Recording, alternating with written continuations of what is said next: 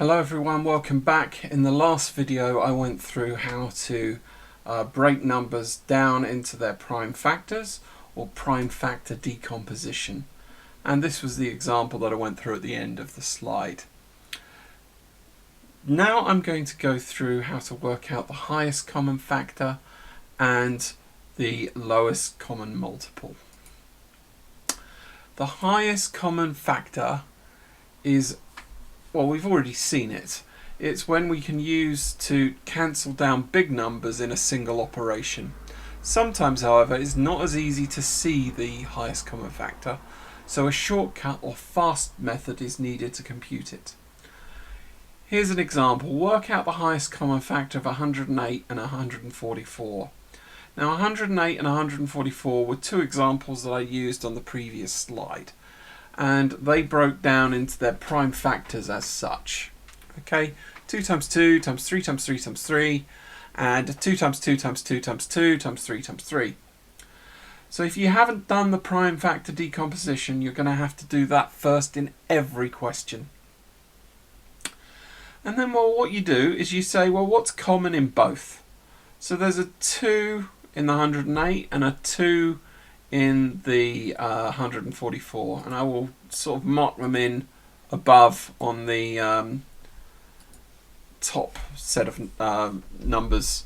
So the first 2 is there, that's shared in both, and then we've got a second 2 that's shared in both, and then we've got a 3 that's shared in both, and we've got a 3 that's shared in both.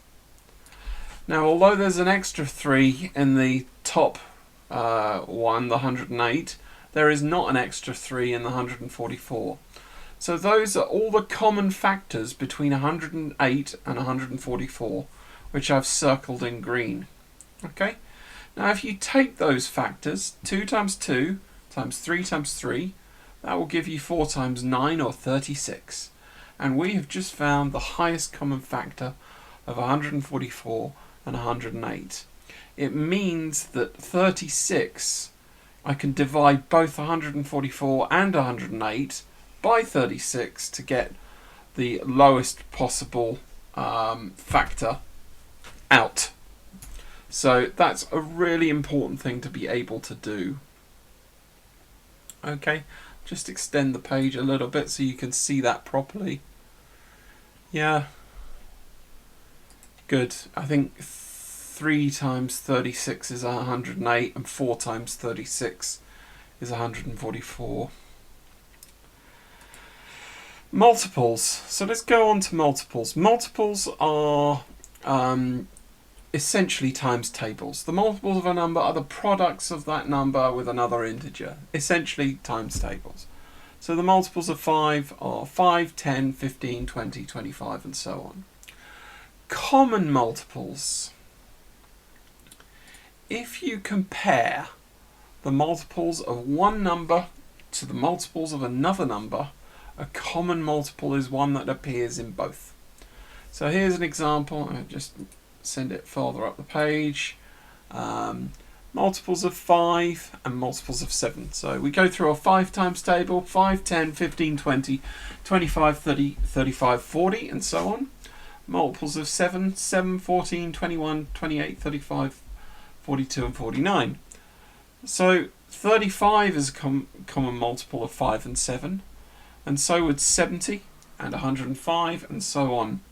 But 35 is what's known as the lowest common multiple, because it's the lowest multiple that appears in both tables.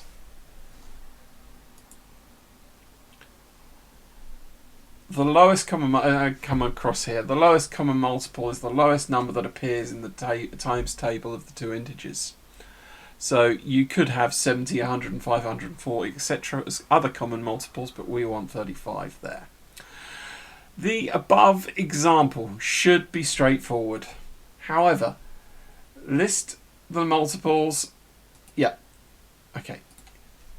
It should be straightforward, and it is in those times tables. You list the multiples and then see which is the lowest. However, the process is quite time consuming for larger numbers, and we need a reliable method for finding the LCM with bigger numbers, and that's what I'm going to go through with you now. Okay, but you need to understand the concept that the lowest common multiple is the lowest value that's going to appear in both times tables. So I'm going to go through the process of how to do this, and a lot of it is what we've done already. So I'm going to move this over here so it's not blocked my head. There we go. Find the LCM of 108 and 144. First, do the prime factor decomposition. So we've got 108 splits down like this, 144 splitting down like this, and then you have to write them out as a list of their primes. So nothing new at all in these questions. Nothing at all new so far. Okay, let's move on. You have to then find, and this is the really critical step, you have to find the highest power of each prime. So because we're dealing with 2s and 3s, that's all we're looking at in this particular example. In 108 you can see that the highest power of 2 is 2 squared, and in 144 the highest power of 2 is 2 to the power 4. So what I'm saying is that 2 to the power 4 is bigger than 2 to the power 2, so we need 2 to the power 4. And in 108 there's 3 cubed, and in 144 there's 3 squared. So if I go back, that should be visible there. 3 cubed in 108, 3 squared in 144. 3 cubed is bigger than 3 squared, so we need 3 cubed. Finally, but by no means least, to get the lowest common multiple, you multiply the 2 to the power 4 by the 3 to the power 3, 16 times 27 in this case, 432. That's it. Okay, so the important steps there are highlighted in red. Take the highest power of each prime and multiply each prime together to get the lowest common multiple. So do another example here, 56 and 65. Okay, 65 is split down to 13 times 5, 56, 7, 2 times 2 times 2. Okay, 7 eighths are 56 and 8 is 2 cubed. So those are my primes for 56 and 65. And I can see that the highest power of 2 here is 2 cubed. Alright. So you would think, if I just take the highest power of 2 being 2 cubed, that the lowest common multiple would be 8. That is true, but you haven't taken into account the other highest powers. So for 7, that's 7 to the power 1. 5, that's 5 to the power 1. 13, that's 13 to the power 1. And if I take all of those powers and multiply by the 2 cubed, I'll get 910, which is the lowest common multiple of 56 and 65. I want to do one more example, one that isn't pre-written. I'm going to copy this from before. I'm going to stick it at the bottom. Okay, so if I put this in over here, you'll remember that I did this at the end of the last video on prime factor decomposition.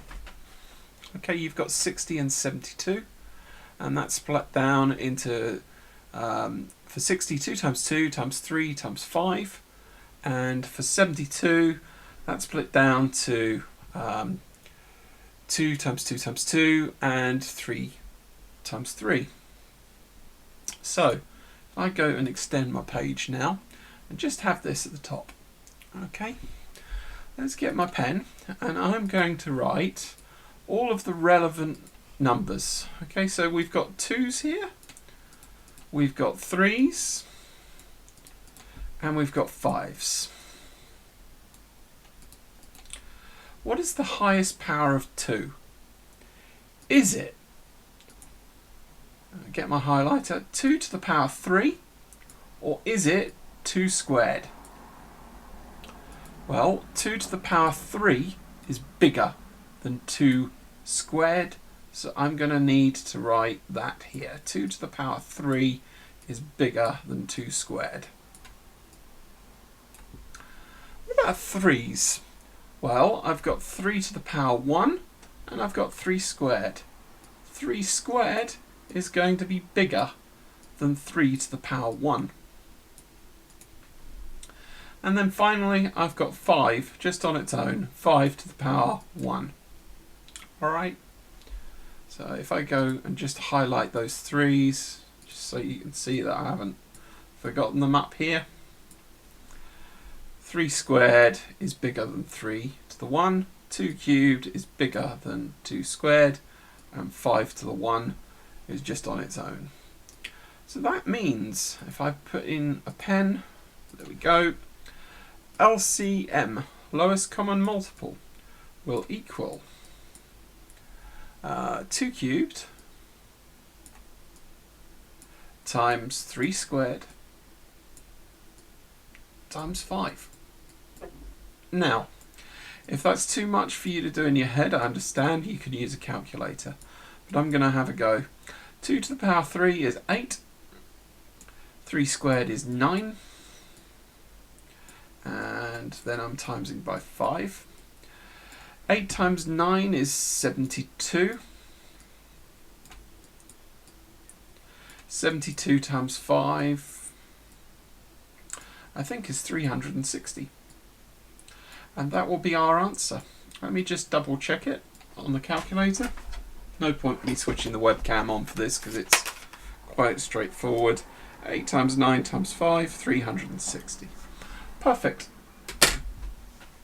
And that's how we do it. That's how we find the lowest common multiple. The highest common factor, I've not done that here. Let's do it with a red pen. My highest common factor is found by looking at what the common factors are between 60 and 72. So if I look, I've got a 2 here and I've got a 2 here. They're the same. I've got a 2 here and I've got a 2 here. They're the same. I've got a 3 here and I've got a 3 here. The other numbers are not shared between the 60 and the 72, so my HCF is going to be equal to 2 times 2 times 3, which is 12. You need to be able to compute both your highest common factor and your lowest common multiple. Lowest common multiple is the most difficult one of the lot to get your head round, but highest common factor is quite easy. You just have to spot what the common factors are and then multiply them together to get your highest common factor. Again, more questions in the link below. Have a go, see how you get on with them, and I will see you again soon for the very next video.